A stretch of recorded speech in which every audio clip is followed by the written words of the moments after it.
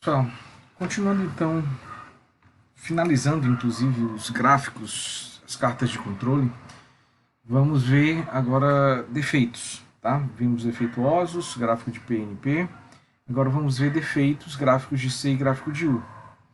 Importante ficar clara a diferença entre defeito e defeituoso, algo simples, mas só para ter a mesma visão. Defeituoso refere-se a uma unidade, né? A um produto, a um cliente. Então, diz respeito a uma situação de não conformidade, a uma situação de inadequação do produto como um todo. E a gente pode dizer que defeituoso contém um defeito ou mais. Tem que ter pelo menos um defeito, né? Tem que ter pelo menos algum elemento que não atenda o que está estabelecido no projeto para que a gente possa considerar algo como defeituoso. Foi isso que nós controlamos nos gráficos de PNP.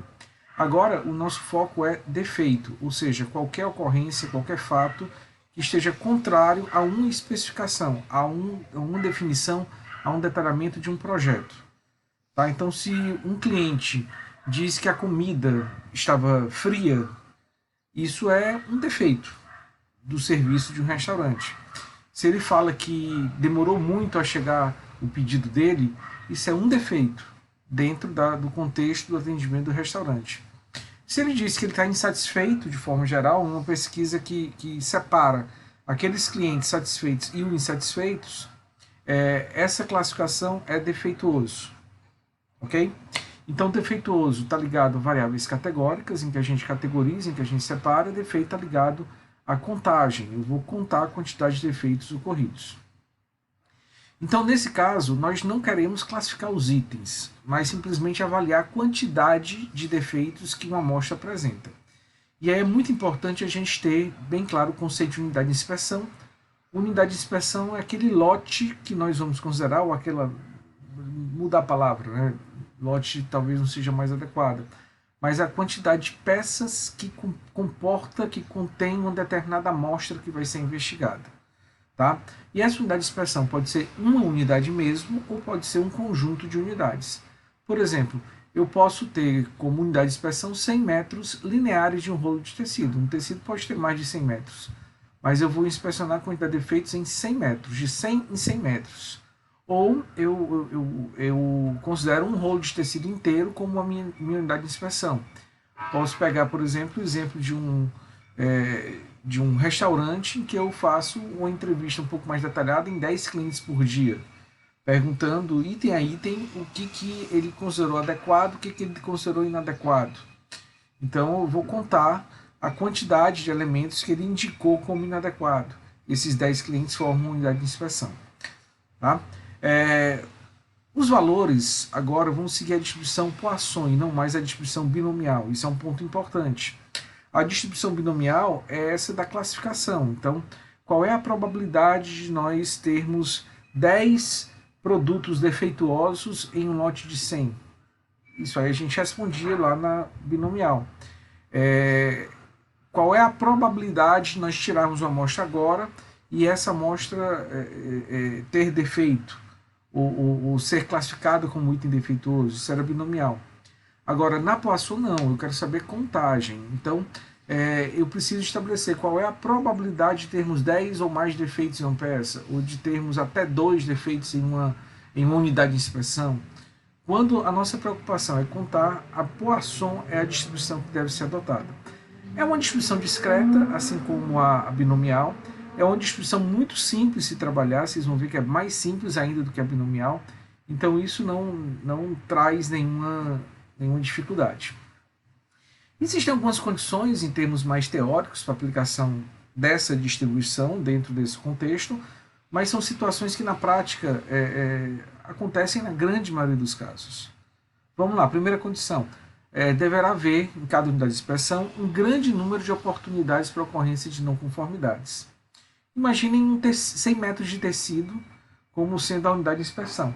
A quantidade de possibilidade de defeito é muito grande. Em cada trecho do tecido, a gente poderia ter um defeito. Poderia ter um fio solto, poderia ter uma contaminação, poderia ter uma coloração diferente. Tudo isso poderia ser considerado defeito. Em 100 metros, pegando cada trechinho do tecido em que isso poderia acontecer, é uma quantidade realmente muito grande de oportunidades. Agora, apesar de existirem várias oportunidades, o evento associado a uma não conformidade deve ser um fato raro. Tá? Não pode ser uma chance elevada. Eu não posso ter um rolo de tecido cheio de defeitos. Isso vai acontecer de forma muito esporádica. Um outro exemplo, eu posso pegar 100 placas de circuitos eletrônicos com minha unidade de inspeção. Talvez a possibilidade de ter um defeito em uma placa seja muito pequena. Mas se eu pego 100 unidades como minha unidade de inspeção, a chance de eu ter um defeito lá nessas 100 unidades é um pouco maior. E as ocorrências de dois defeitos sucessivos devem ser independentes. Se acontecer um defeito na amostra 10, isso não afeta em nada a probabilidade de existir um defeito na amostra 11. São fatos totalmente independentes. E isso acontece, já que as amostras são tomadas ao acaso, são escolhidas aleatoriamente. Tá? Então são situações que não nos preocupam porque acontecem na grande maioria dos casos. Para a gente calcular os limites de controle, vamos seguir exatamente a mesma lógica, tá? Que nós usamos até agora para todas as cartas de controle que nós estamos trabalhando. Então, nós precisamos entender como essa distribuição se comporta e, como a gente pode ver aqui, a estatística nos diz que a distribuição Poisson apresenta uma média que seria representada por C barra, onde a C barra seria o somatório de C sobre G. O que é o somatório de C sobre G? Vamos lá, nós estamos analisando o número de defeitos. Então imagine aqui, eu peguei aqui uma amostra, uma segunda amostra, uma terceira, uma quarta, uma quinta. E eu vou anotar aqui o número de defeitos encontrados. Esse número de defeitos é o que a gente está chamando de C. Então na amostra 1, vamos supor composta por 100 placas de circuito, eu encontrei 5 defeitos. Na amostra 2 eu encontrei 4 defeitos. Na 3 eu encontrei 8 defeitos. Depois eu encontrei 7 defeitos, encontrei 4 defeitos e assim por diante. Essa soma aqui é a soma de C. Já esse G é o número de amostras, tá? Não é a quantidade de elementos efetivamente inspecionados. Eu posso até ter em cada amostra dessa 100 placas de circuito eletrônico sendo investigadas. Mas eu não vou pegar 100 vezes, sei lá, 50 amostras que eu peguei. Eu vou pegar 50. Se eu vim aqui até 50 observações, esse G vai ser 50. Não vai ser 50 vezes 100. É um pouco diferente do gráfico de controle da fração defeituosa quando a gente calculava o P barra. Esse C barra é o número médio de defeitos por unidade de inspeção. Tá? C barra, não está escrito aqui, eu vou colocar aqui para ficar mais claro. C barra é o número médio de defeitos por unidade de inspeção. Certo? Então eu não preciso considerar quantas peças, quantas unidades compõem essa unidade. É só pegar o total de defeitos detectados, dividir pelo total de amostras investigadas. Tá? Esse é o nosso C barra, é a média, e a variabilidade, o desvio padrão, no caso da Poisson, é simplesmente a raiz quadrada de C barra. Então fica muito simples, porque como o limite de controle é sempre a média mais 3 desvios padrões, o superior vai ser C barra mais 3 raiz de C barra, e o inferior vai ser C barra menos 3 raiz de C barra. É um cálculo simples, a gente chega a esses limites com facilidade.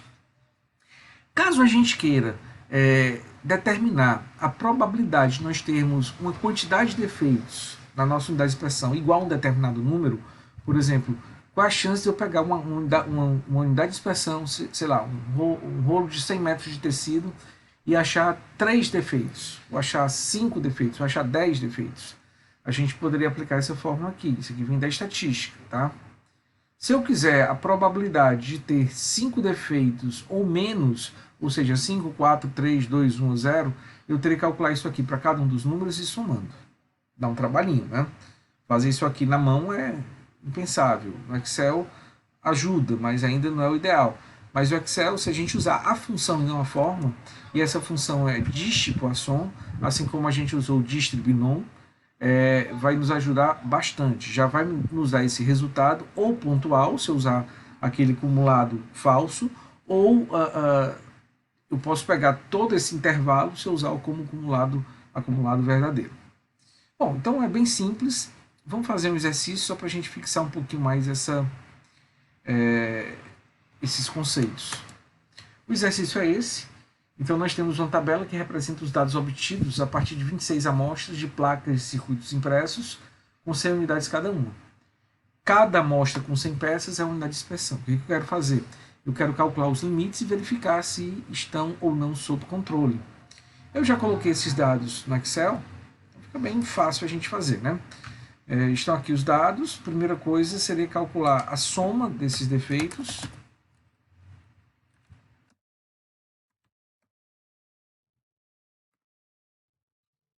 A soma de todos os defeitos encontrados. E vamos dividir essa quantidade, vamos dividir esses defeitos pela quantidade de amostras, ou seja, eu vou usar uma contagem aqui, tá? Porque eu posso eventualmente apagar alguma dessas linhas e eu quero que ele conte adequadamente. Pronto, quando ele contar quantos números existem aqui na quantidade de amostras, então ele me deu 519,84. Mesma coisa se eu pegasse aqui, tá? A média de 19,84 bate o mesmo valor, só que eu vou ter que trabalhar esse número aqui, né? Então, primeira coluna eu vou chamar de C barra, que é exatamente o nosso número médio de defeitos. Então, vamos pegar esse valor, espelho. Essa é a linha média do gráfico. E vou ter o limite de controle superior e o limite de controle inferior.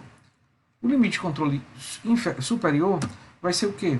Vai ser o valor de C barra, vamos inclusive fixá-lo, mais 3 vezes a raiz de C barra.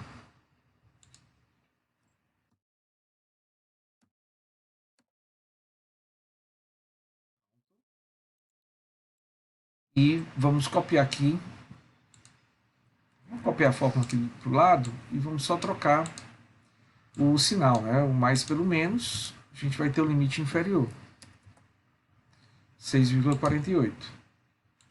Feito isso, podemos só marcar essas 4 colunas, inclusive a coluna original que nos foi dada, é o número de defeitos que vão ser os pontinhos do gráfico, que vão ser plotados, e aqui nós vamos ter as nossas linhas horizontais, né, que formam a carta.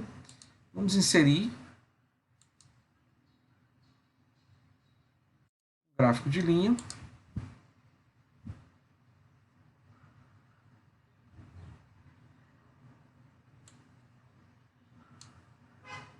Aqui está o resultado. Tá? Percebam que existem 2 pontos fora dos limites, né? Esse aqui está acima do superior, esse aqui está abaixo do inferior. Ambos representam situações de anormalidade, situações que caracterizam algo especial no processo e que eu não posso utilizar esses pontos para estimar o parâmetro do meu processo. Eu vou ter que eliminar. Vou começar eliminando o mais crítico, né? Esse que está mais fora, que é o ponto 20, a amostra 20 nesse valor de 39. Então vamos eliminá-la. Pronto, ao fazer isso, percebam que os limites ficaram um pouco menores e vamos eliminar, mais próximos, né? E vamos eliminar esse aqui também, que é a amostra 6 no valor de 5. Também está fora. Ao fazer isso, nós voltamos a ter um processo com comportamento aleatório, né, que a gente tem um conjunto de pontos até fora, até acima da linha média, mas 1, 2, 3, 4, 5, não chega aos 8 que a gente viu, né? Aqui tem mais um conjunto, 2, 4, 5 também, então não há nenhum comportamento que indique a presença de causas especiais, e eu posso dizer que o processo dessa forma está representando uma situação de controle estatístico. E o parâmetro do processo, ou seja, o número médio de defeitos que eu vou considerar, é 19,67. Bom, essa é a resolução do nosso exercício, e no próximo vídeo eu vou passar para o próximo gráfico, o gráfico de 1, mas antes disso eu vou mostrar para vocês como a gente poderia calcular os erros, erro tipo 1 e erro tipo 2, usando esse exemplo como base.